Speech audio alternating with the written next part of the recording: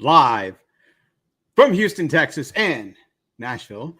Welcome, everybody, to the episode of What Makes You Tick. I'm really excited that you're here. Before we dive in, just a few quick housekeeping notes to make this a great experience for everyone. Today, I have an amazing guest and honored to catch up with this lady. Before we begin our conversation, let's start with a few things. It's an interactive live session, so you're encouraged to participate, put questions, and connect. Now, granted, if I can see them, I will answer. If I can't, we'll do what we can.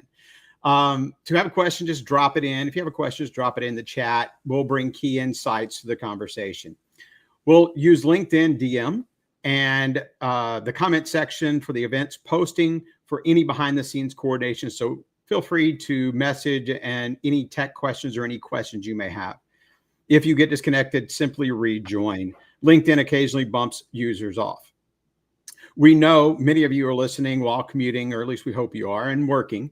So engage however you can. Even quiet listeners are an important part of our community. Thanks again for being here. Now let's get started. My guest today is a lady that I've had the privilege of meeting several years back through a mutual friend. There were two things that made a lasting impression on me: her welcoming personality and her drive as an entrepreneur. She has combined these to become successful and a successful business owner of Planet Cowboy in Nashville, Tennessee. She is known as the Concrete Cowgirl, a dynamo who lived a dozen lives, reinvented herself with every bold leap, from a door-to-door advertising sales to dog-eat-dog music scene in Nashville, Big Apple real estate, running a Western store, crafting boots with stories in every stitch, and creating unforgettable events. She pivots like a pro, turning life's lemons into lemonade. Boredom fuels her relentless creativity. And trust me, I'm bored and I'm ready to get busy too. But now she's at a crossroads. She, like many of us, feels stuck. We'll have a conversation about that later too. Questions like, how do you stay motivated? What's my why, which fits perfectly into this show. Today, will you help me find her why? We'll dig deeper in her self-motivation, search new external sparks, and much more.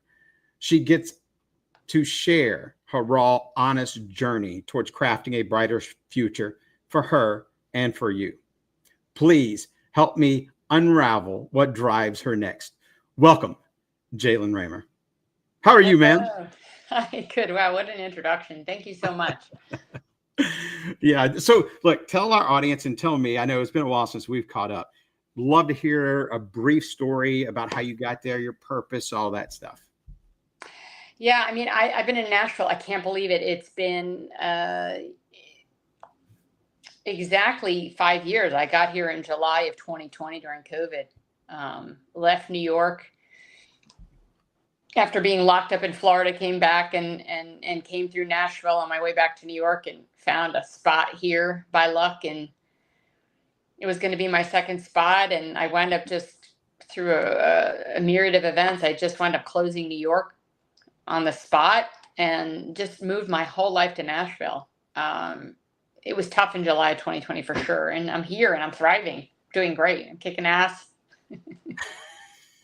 Love it. No, and so did you move the whole business or did you just move and start a brand new business? I moved the whole business. It was called Space Cowboy in New York. The brand was always right. Planet Cowboy. Mm-hmm. Yeah, the brand was always Planet Cowboy because I couldn't really trademark Space Cowboy, and I didn't want to really be known as a pothead or an astronaut. So I sort of took the brand that we had there, used that sort of same 70s pop vibe, and created what I think is the greatest thing that of all my businesses is the logo and the brand. Yes. Planet Cowboy. It's just like this cool circle. It looks like a planet, and it has the planet colors. So I'm really, really proud about that. And I just went for it. I mean, it was, to a lot of people, I think that COVID was the silver lining. To me, it definitely was. It was a really hard time. I would have liked to have kept the New York store open, but my manager there is like, I want to come to Nashville. And I was like, and my landlord let me out of my lease and he said, hey, can you get out in 2 weeks? And I thought, sure, why not? You know, because rent in New York's ridiculous. Like, who wants to pay? I don't know what I was paying, $7,000-8,000 a month. Like, yeah, I'll get out in 2 weeks. You know, but it was tough. I still have a little trauma from it sometimes because you know you can't find a truck during COVID, and then they charge you triple, and then they lose your stuff, and then once it's on the truck, they want more, and like you just kind of get through it. And on the other side of it, when I landed in Nashville, I immediately had a community. It's the best place for community. What can I do to help? And so I had immediate friends, and I just made it work. I figured it out. Yeah. Did you have a spot? I know, look, just for the audience, we haven't rehearsed any of this. This is brand new, and we had some technical difficulties. So when we went live, we had just logged on. So we haven't discussed a lot of this stuff. So what you're getting is actually raw, which is kind of the design of the show anyway, is to be raw and authentic conversation. Did you have a place to? I didn't. That's what was cool. So just to backtrack a little bit, some people might know that in March of 2020, there was a bad tornado in Nashville. It was national. Yes. A really bad tornado. I was there during that. I came down to Nashville to sponsor an artist. Yeah. And I came down and I fell in love. It was my third time here, but I really, really fell in love. And I thought, oh, what a great place for a second store, blah, blah, blah. And then this tornado hit and everyone was freaking out. And so I slept through it. So it didn't affect me personally. But when I got back to New York City, on the 11th of March, my store closed on the 15th of March. And I had a dear friend in Florida. I called him on the 14th. I said, I have to close my store tomorrow. And, for 2 weeks, we all thought it was 2 weeks, right? I said, can I come by you? He's like, I was just about to call you. So, I was burnt out and it was really good for me. I did way too much eating, way too much TV watching, like everyone else, put on a bunch of pounds, and then it was time to come back. But New York was closed. And one of the women, how we would talk, people make an impact in your life. Like there's people that you meet in your life that are like the fork in the road that changes stuff. Yes. So Jessica, who came with me, to help me, sponsor this artist and everything. She's like, well, New York's not open, but let's just go back to Nashville. Let's go back and look for your store. And then we'll do that for 3 or 4 days. And then you can, because Florida, Nashville, New York, why not on the way? And, plane flights were cheap, dirt cheap. Yes. So we go to Nashville and, we met some people that we saw when we were there on the 11th, and they're like, go to 12 South, go to 12 South. And they're telling me where to go. And so she and I are walking up this really cool, vibey stretch of 12 South. And we're like, 10 blocks in. It's July in Nashville. And I see this store vacant with 3 people in it. And I'm like, that looks like I was a real estate broker beforehand. I'm like, that looks like a real estate showing. Yeah. Yeah. So I wound up waiting like a half hour to get in there. And I get in and I said to the woman, I said, is this place for rent? She's like, as a matter of fact, it is. And I was like, what? So, I asked her, she shows it to me. I'm like, oh, it was tiny. It's like literally like 500 square feet. I'm like, this is a great showroom. This is a great second store. We just need one person in here. It can open up 5 days a week. Yeah. And then I'm like, what's the rent? So she tells me the rent. And I'm like, I'm from New York, so I'm trying to have a poker face. I'm like, okay. She tells me the rent. I'm like, I can do this, right? And so I called up my manager. I said, hey, I want to open up a store in New York. I kind of told you that. And he's like, I want to come with you. So, that's kind of how that story went. And I got back and I had to move everything. But where I am on 12 South, the rent's tripled now, so to speak. Yes. It has maybe even more than tripled. And the street has like all of these, all of the sexy national brands, Lululemon and oh, no.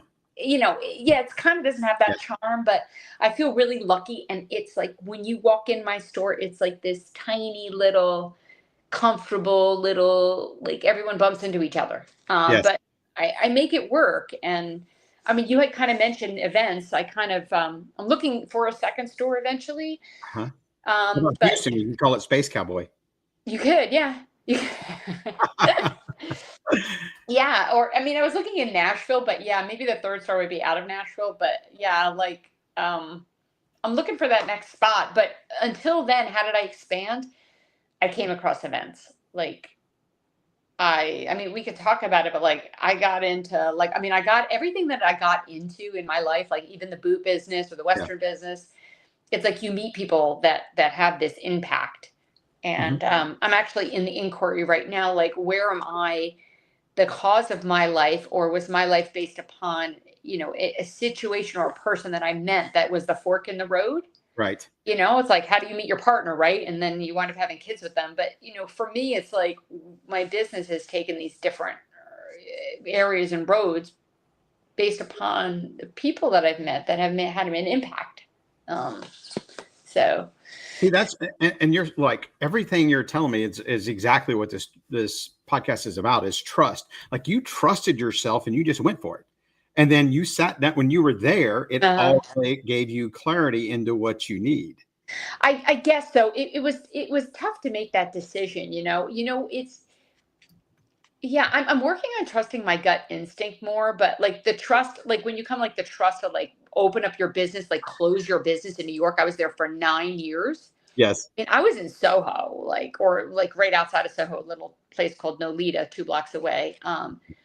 And to leave that and just go for it. I had a friend whom I trusted, who was one of 2 that helped me move.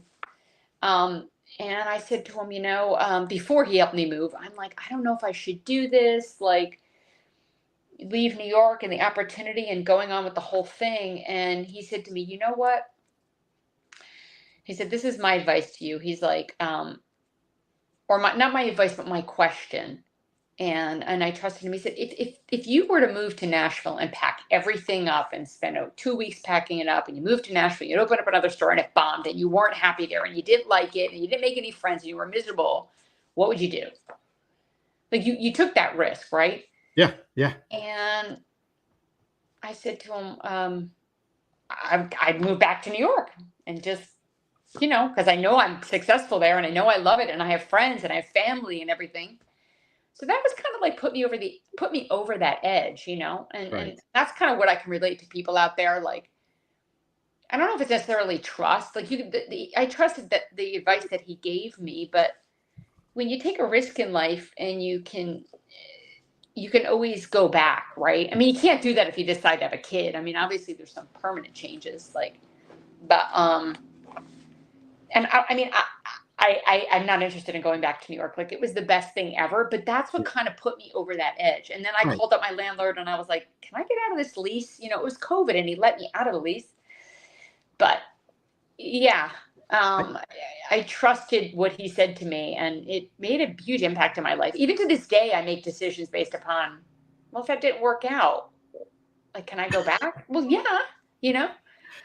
No, I'm laughing because one of the things I've made some poor gut decisions, and those are the ones that you tend to learn from when you make, and they make change in your life. And I'm in the same place. Like, for me, it's about, what is my gut telling me, and why didn't I, like, my gut told me something in that moment or those moments. Why didn't I listen to it and take that chance? Or I took the chance without listening to it, and it was a wrong chance. And a lot of that, because of those has led me to like reading books, and has made big changes in my energy and the way that I operate my life. Not because I failed, but because I refused to lose from those. I wanted to learn, and the same thing in my successes. And I'm sure you feel the same way. But one of the parts that I wanted to discuss with you, it's a big thing for me. It was about a book. For me, the book, I always choose a book for my guest. And the one that I chose today was called Relentless. And it's a book by Tim Grover. And it's hilarious because it's going from good to great and the unstoppable. Now, he challenges us in the book. And I listened to it I went for a walk to kind of calm my mind and get set about an hour before this. and think about what we were going to talk about. And he challenges you to face reality with relentlessness. But one of the things that he said today was, or that I caught in the part I was listening to, is that it's always about never being satisfied and always driving to do the best. And that was kind of what he was writing. And there were two lessons I took from it for me was really thinking too much can slow you down. And sometimes I look back in the back of my life and I go, my God, why did I overthink that? And it's funny because my own kids, I give them that advice. Stop thinking. You got it figured out. Don't overthink it. Don't try to solve every problem. Just figure out where you're going. And when the problem comes, solve it at that moment. The other one was actually stop worrying about what others think about you. And as funny as that sounds, when I was much younger, I not knowingly, that's what I did. The older I've gotten, I'm like, you know what? Screw that. What am I worried about? Because when it comes out and you have an issue and you're worried, it's really about you and your voices that are within. Those are the ones that you have to face on a daily basis. If something's wrong, you just face it. You just breathe. And if something goes wrong, you just ask, well, what's the solution, or what am I supposed to learn? That's why. How about you? What about a book for you that made a big impression? You know, I tend to read like business books or entrepreneurial books. The one that sticks with me, and I try to go back as much as possible and take a look at it, is called the Myth, Business Myth, or it's by Michael Eber. It's sort of like it teaches you like your aim, like why are you doing this, right? Like what business are you really in? Why are you doing it? And then it takes the business, if you have your why, and it shows you how to, because I want to grow. Yes. Like, how do you scale it? How do you make it so that it's like franchisable per se? And then how do you do that so it's not robotic, right? Like, you know, so for me, it's just like, you know, I need to find, like, I like to read business books that aren't like the accounting type, but the ones that are like entrepreneurial, like, why am I doing this? As a matter of fact, I know you like talking about traction. There's a book that I need to read called Traction. And it's like, you know, kind of talks about that. Like when you're running your business, or like if you're doing your podcast, yes, what was the thing that caused people to listen more? Where's the traction? And when you find that thing, or it comes across your lap that's working, you put 100% into that, right? Like, so if, you know, if I'm running a business and I'm doing something that's working, I'm going to dip my toe in a bunch of things. And then I'm going to go with the thing that's working.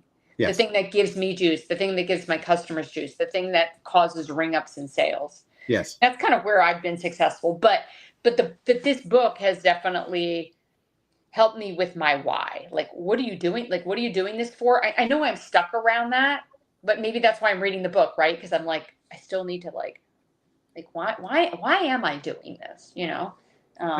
You're right on. It's so one of the communities that we've been involved with is called Cup of Joey, and I got involved with them about 4 years ago. Liked it so much that we brought one of the events up here to the Woodlands. So now they've got several events that happen once a month, but they have one at the Ion. You would love it. It's talked. We have think of it like a networking group, but we talk about purpose. It's not about what you do; it's about why you do it, because that creates more transition over transactions. Eventually, it does lead to transactions, but it's about finding your people and your purpose. But it's a networking group, and it's mostly startups and entrepreneurs. You would love it. I would love that. You know, if you ever get down here, let me know and we'll arrange something. I'll take a day off. Yeah. Let me do a reset real quick. So today is my 8th podcast of What Makes You Tick. It's an authentic, relaxed, purposeful conversation on trust, clarity, and traction. Why? To help you incorporate your purpose into what you do and impact the life of others. How? Through sharing business and personal stories and building culture of trust, creating clear, impactful message for leaders with insight on how this can build traction within your life. Today, we're having a conversation with Jaylin. I know, Jaylin, one of the questions I did want to start with is, you mentioned a person or event that opened your mind. So who was that one person that you can look at and go, this changed my life? Mm-hmm. Is there one person? For me, it's my ex-wife, because I got divorced and it opened my eyes to a lot of different things. Mm-hmm. But that was my Yeah, reaction to what she did. I have about a dozen people, so You I get can one. pick them. And sometimes I was like, maybe I shouldn't have brought this up because, like, you don't. Sometimes people, you have a negative experience and it changes your life for the better. Sure. Yeah. But I mean, I would probably say, based upon the business that I have now, I mean, there's a reason why I got into the music business. There's a reason why I got in the real estate business, right? There's people that I met. I walked into the wrong real estate office, and it's because I walked into the wrong real estate office instead of the one across the hall that I wound up working at this one for 8 years and dating the owner. And like, I mean, I could go, like, your life just takes these crazy turns. But in the Western business, I'm in New York City. Yeah. When I was back in 2002, no. Back in 1998, I was walking down West Broadway, and I like found this Western store, and I walked in, and there was like these two cool guys there. And, at this point, like, I'm a singer, songwriter, and I look all cool and hip. And they started, like, it was a cool, huge, big party Soho vibe. Mm-hmm. And they had, and, you would go there and they'd have events. So anyway, I wound up, briefly dating one of the guys. The other guy was married. You didn't date him, right? No, Not that we'll put on the show. Okay. not Okay. yet, Cool. not Go. yet, not yet. But the guy that I was dating was also dating Sandra Bullock at the same time, which I thought was really, really cool. But anyway, I need to hang out with you more often. Jeez. yeah, well, yeah. Anyway, that kind of fizzled out. But I went back into the store in 2001 or 2002, and and this was after 9/11. Yeah. And the store was like closing, and I became friendly with the other guy, who at this point was divorced. So I wound up dating him, trying to help him save his business, and we opened up another store in Soho. This was called Buffalo Chips. Oh my goodness. Anyway, we were dating. That didn't work out, and I'm not going to go into why, because I just wouldn't. But he was a hairdresser, so we stayed friends, and I would get my hair cut a couple times a year, with him. Yeah. He Yeah. wound up getting back into the hair business. Sorry, a little crooked there. And so one day, I'm getting my hair cut by him, and it's 7 years in, and he's like, I really want to open up another store. I really want to open up another store, and I found an investor. And I'm like, wow, that's great. He would always talk about it. Oh, Yeah. that's great. That's great. That's great. And so later on that day, with my hair looking gorgeous, I was at a bar with like two of my buddies that I hung out with. One was like one of my besties, and the other one was this guy that we would meet at the bar. That's an investment banker, Wall Street. But we would just run into him, and we became friends with him because, he would always be at that bar after work, have a beer before he went home to New Jersey. Anyway, I was telling them about my experience about this. He asked, I was a real estate broker, so he's like, I found an investor. Can you find us a spot, in Soho to open up a spot? So I'm telling the people, my friends at the bar, about this experience. Yeah. Yeah. All of a sudden, two people at the bar are like, oh my God, Buffalo Chips. I remember that place. That was the most amazing store. And like all of a sudden people like remember Buffalo Chips. Real quick, sorry. What was Buffalo Trips?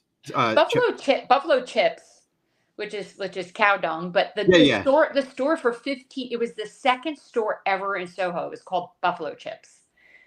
The second store ever in Soho. And so, here you were, through the 80s and 90s, late 80s and 90s. And after 9/11, I tried to help him save it. That closed down, and he wanted to open up a new name, Space Cowboy. Okay, got it. Okay, because he didn't want it to be associated with the ex-partner. It just was cleaner. Perfect. Okay, go ahead. Sorry, yeah. Mike.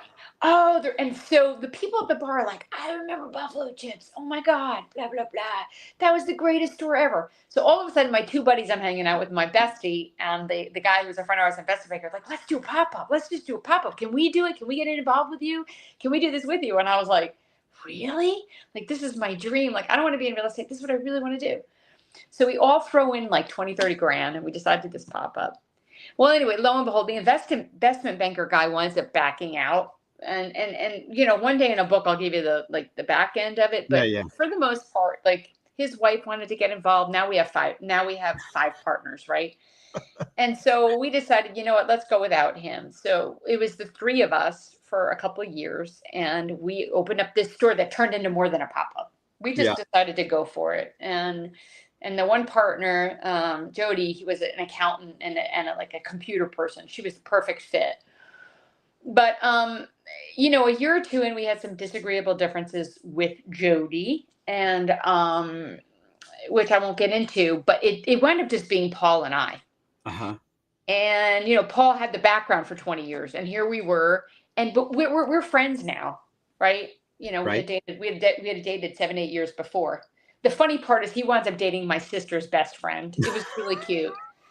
We all have those stories though in our life. Oh my God, it's such a story.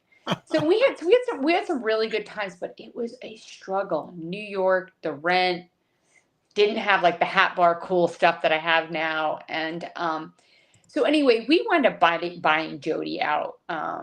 And that's a long story too, but it's just he and I. And then, you know, after about 7 or 8 years, he wasn't overly healthy, and he was, you know, he was a good 16 years older than me. So he wanted to retire. So I bought him out, and there I was. And in 2018, I had the best year of my life, right? I had the best. I was kicking ass. I was on my own, running Space Cowboy by myself.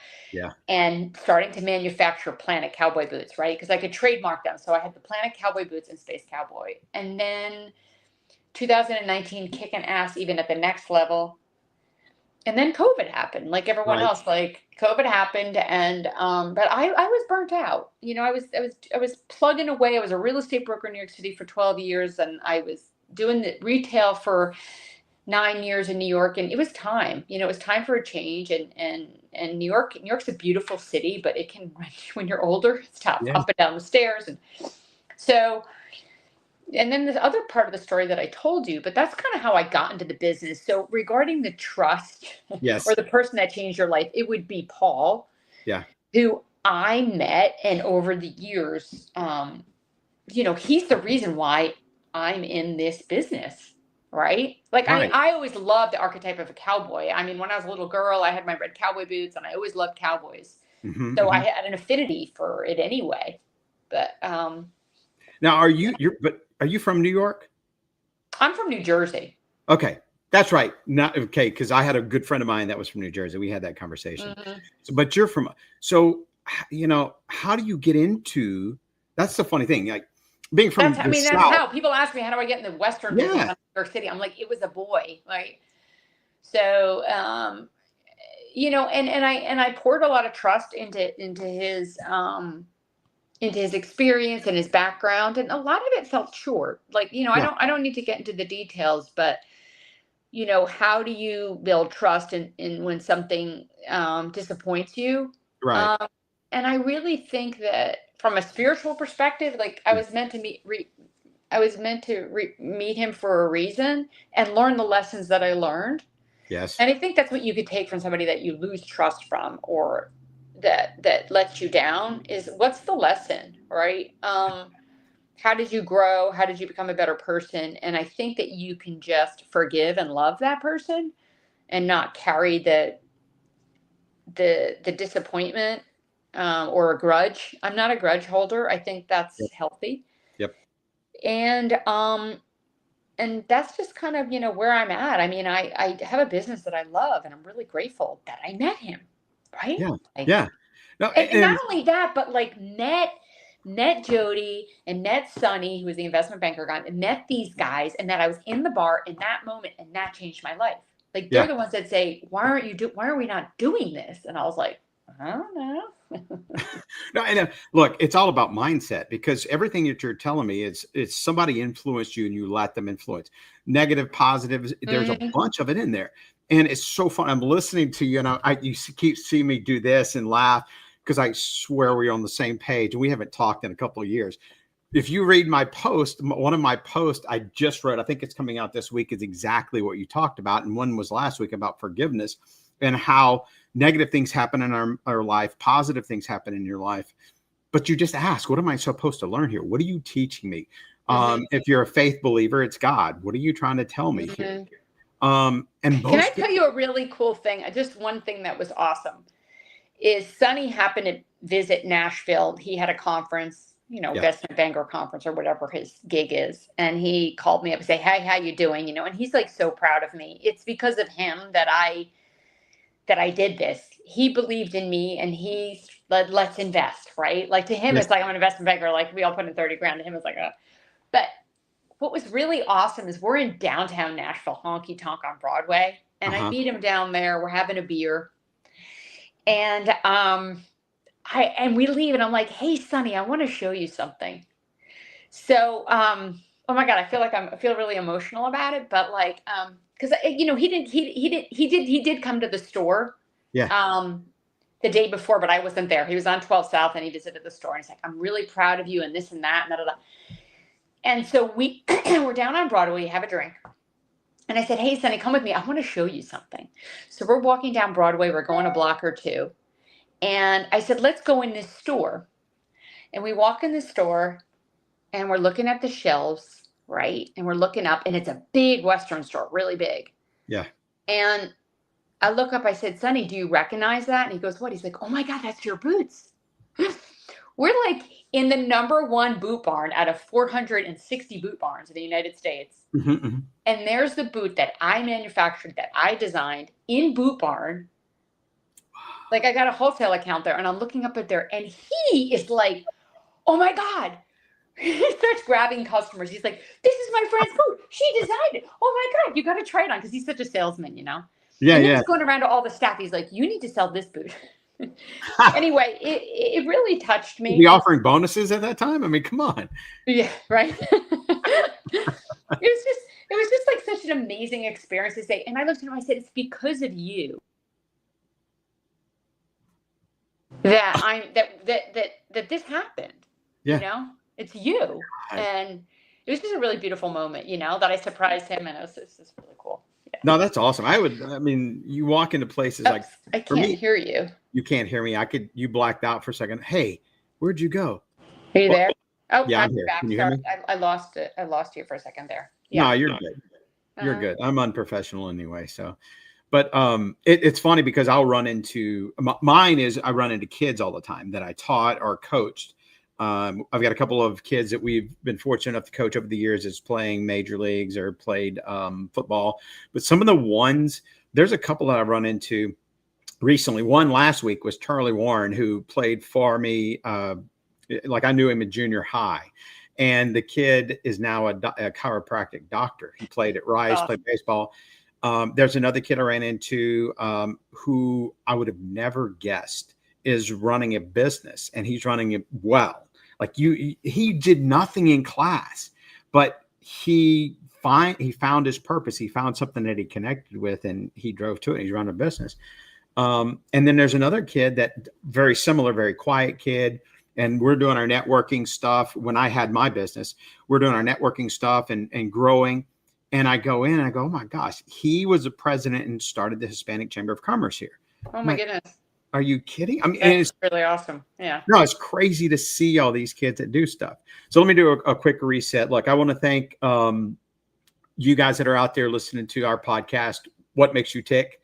Jaylin and I are having an authentic, if you can't tell, authentic, purposeful conversation on trust, clarity, and traction.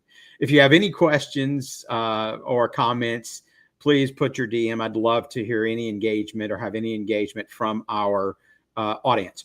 Even if you don't get anything from now, once it's posted, we'd love to see your interaction back and forth. Interact with us, send us a question. Either one of us are answered it. If Jaylin doesn't, I'll send it on to her and get a response for you guys. So obviously, you have consistently been purpose. So the book I picked today was perfect for what you did, but you've been very persistent in what you've wanted and tons of obstacles. Just off the top of my head, I've always had obstacles that I've overcome. Sometimes when you're younger, you look at them as more of a problem, or they're bigger than they really are. Then as you get older, you go, "Okay, whatever." What's one of the biggest obstacles that you've overcome? And it doesn't have to be business related. It can be personal. Yeah.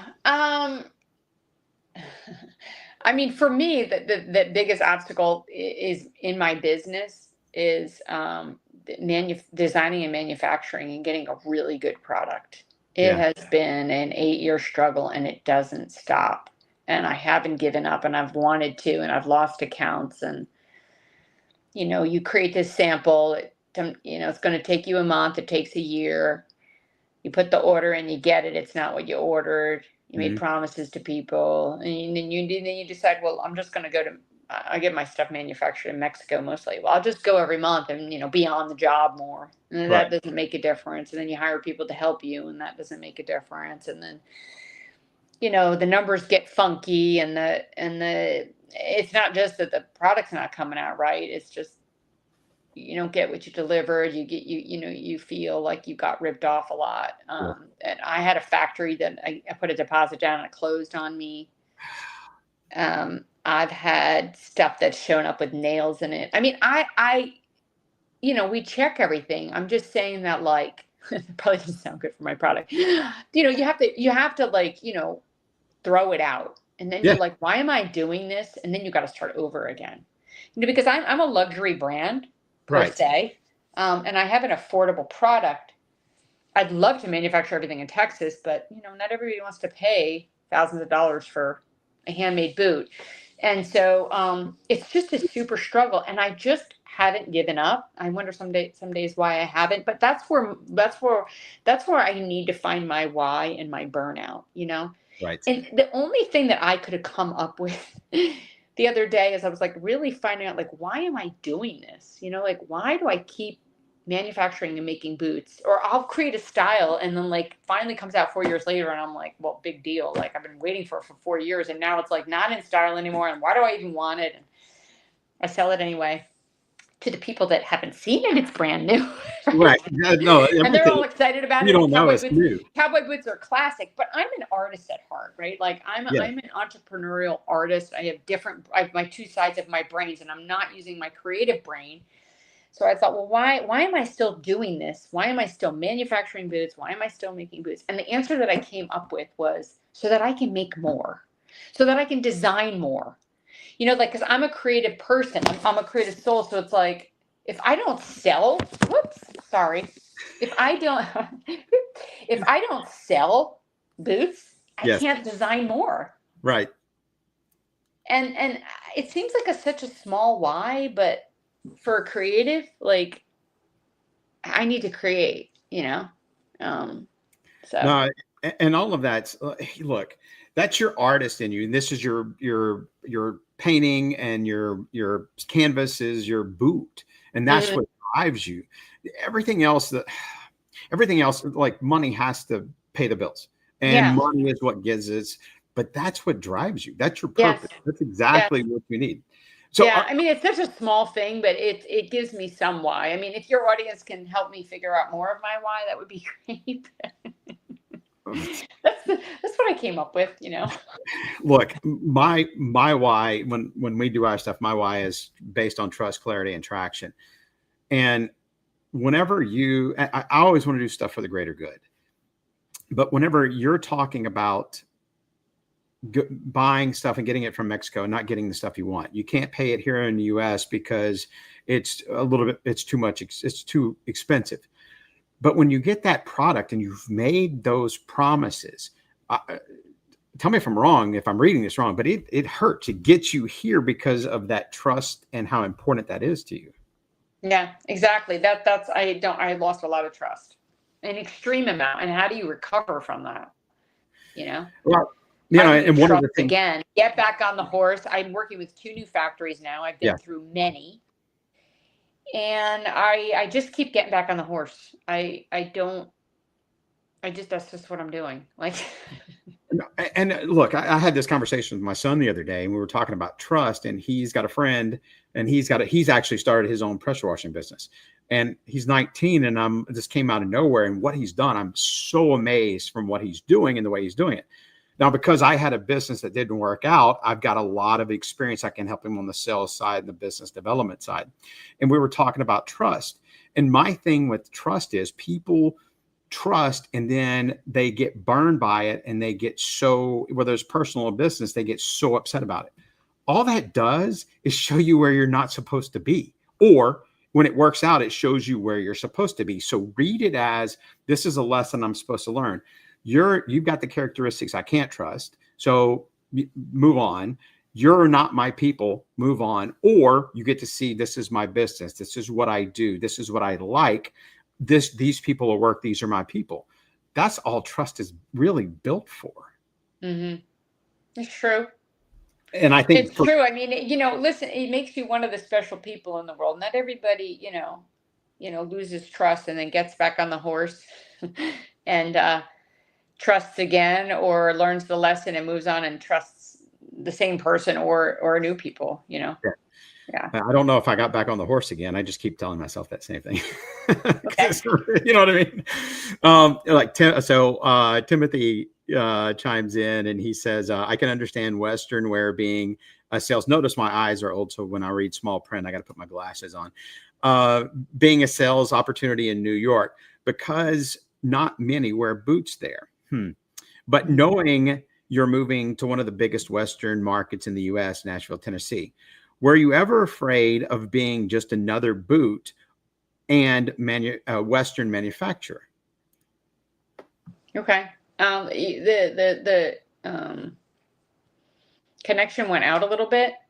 So are you, I guess what he's asking is, were you ever just afraid of being just another boot manufacturer person? Yeah, no. To my surprise, as crazy it is that there's back in the 70s and 80s, there was a couple really good Western stores in New York, because it was really in back then for those of us that are old enough to remember. No, because no one is as crazy as me. I mean, there is Luke Hazy and there's Tacovas, and y'all might have heard of them. Yeah.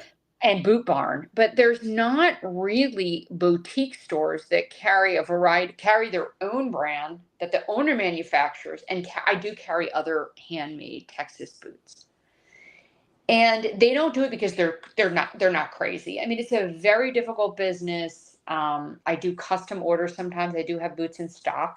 Yeah. It's expensive to stock it. It's a labor of love. It has to fit right, and it's.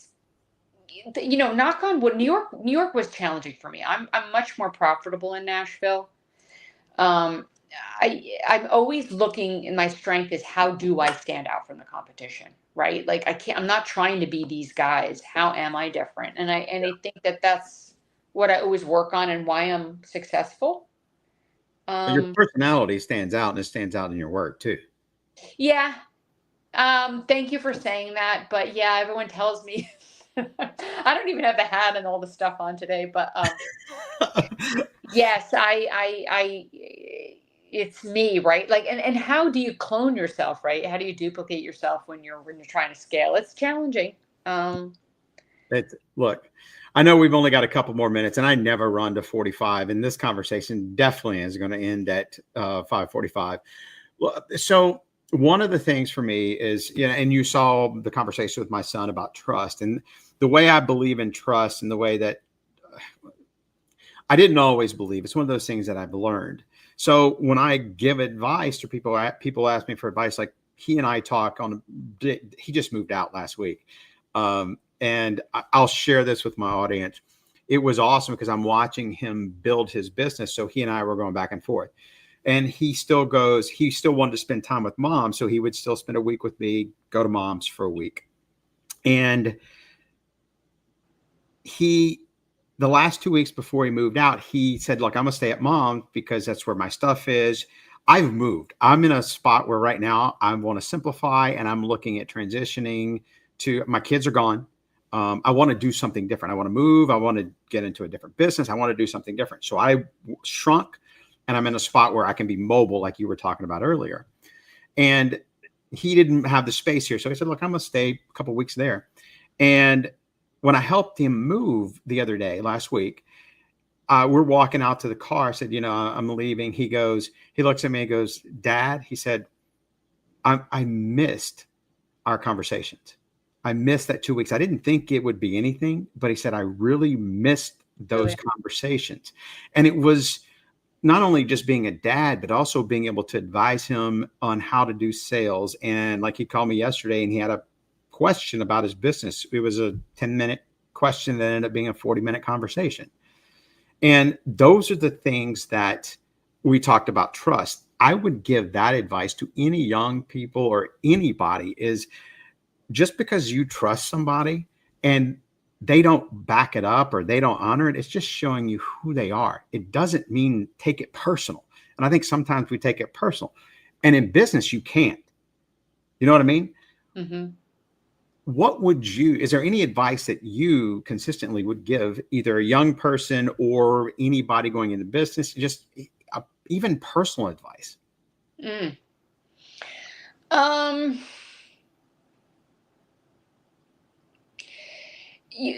have to trust. I mean, like pretty much what you're saying, you're going to be let down. I mean, you don't move forward in life, get into a relationship, get into a business because you're afraid of failure or afraid people are going to let you down or afraid people aren't going to trust you. I think you can get back to it. It depends how much trust it is, right? Like sometimes people say they're going to show up and they don't. I mean, there's a level. Yeah. You know, I'm of the person that a lot of things can be solved through conversations. So a lot of times trust can be built by just saying, hey, you did something that really let me down. Let's get in conversation with each other and see where that went awry and recommit to not doing it again. I think you just have to get in communication with people when they've let you down, you haven't trusted them. And that's pretty much where I've come from, you know, and when you sit down with somebody, you find out that it's really not intentional. Yeah. And it's not personal, like you're saying. Yeah. And then you just kind of love them. You just love them for who they are and who they're not. And you just feel good, you know? Yeah. And that's great advice. Like loving somebody for who they are. I know, you know, being a guy growing up in the South, we had a different version of what love is than what I understand it is now. And I think part of that comes with just growing and getting older and understanding, look, having kids and seeing what they go through and the different friends that we've built over the years and the negative and the positive experiences, you have to learn from what that means. What do you take from it? I think is different for everybody. And it's one of those things that we grow. Now, okay, so I do have to ask this one last question. So is there a difference in personalities that you interact with from New York and Nashville, and what is it? I get everything in Nashville because a lot of people have moved to Nashville from New York and LA and Chicago. So, and it's become pretty international. So it's everybody. Here. Yeah, but I do love that I get way more Southerners and they walk in and they're like, yes, ma'am. And they look you in the eye and like, I mean, you know, and I love Southern hospitality and I love it in my store and I love giving it. And I love when customers come in and I, you know, when you walk in my store, I want it to feel like a home, like not a family, but like a living room. I think you give what you get, you know? So, but the customers are very diverse. Yeah. All over the place. Yeah. Now we get the same thing here. The Woodlands has grown to such a big place. When we started, we had a lot of Texas people, Louisiana people. Now, I mean, I remember all of a sudden we had people coming in from Norway and Sweden and, you know, people from now we got people from California, just all over. Then it's a huge, diverse community here. So look, it's been awesome. We've got a couple of comments that'll post on. Yeah. You want me to read them to you? Yes. Okay. All right. So Timothy said, I never fell off a horse, but I end upside down. No, wait. I did end upside down, a tower, and hit my head lightly while rappelling the first time. Oh, so he hit his head rappelling. I got down safely, and Master Sergeant told me to do 10 push-ups and get back up on the tower and do it again. I never had a problem rappelling ever after that. And the Master Sergeant was the best psychologist. Yeah, get up and go. Look, former football coach. Yeah. Give me 10 push-ups. Let's go. And then Sue said, yeah, you need to open one of the stores in Dallas. Oh, okay. I'm starting to get investors calling me. So you never know, right? Yeah. No. And it's funny. Today I had a guy call me. This summer's been crazy. So I've was kind of catching up and going through some emails that I had left marked. And I responded. He called me like 30 minutes later, and he's looking for an investor for a program. I'm like, okay, let me see what I can do. So you just never know. Never know. Never know. Look, but Bryan, thank you so much for the experience. I haven't done a ton of podcasts. I know it's good. You kind of stayed on it and pushed me, and it's been delightful. It got me out of my shell. And if any of your listeners have any advice on me reconnecting to my why, I'm totally open to it. Yeah. Yeah. No. And look, I invite the audience to connect with us in any way. And I also have a newsletter. It'll be out next month. I'll share. I mean, do you mind if people connect with you on LinkedIn? Oh, no, please. By all means. Yep. I'll share it on my podcast post. And look, thank you for being on. It's been an honor. I mean, you're my podcast number 8. That's it. Lucky 8. Okay. That's actually my number I played with and everything. I didn't think about it. I was 7 or 8. Yeah. All right. Well, listen, I'd like to come back as 88. I'd like to come back again. Look, you're welcome. It's been such an engaging and interesting conversation. This will be posted, and a lot of people will love to. They'll look at it, and we'll get a lot of response.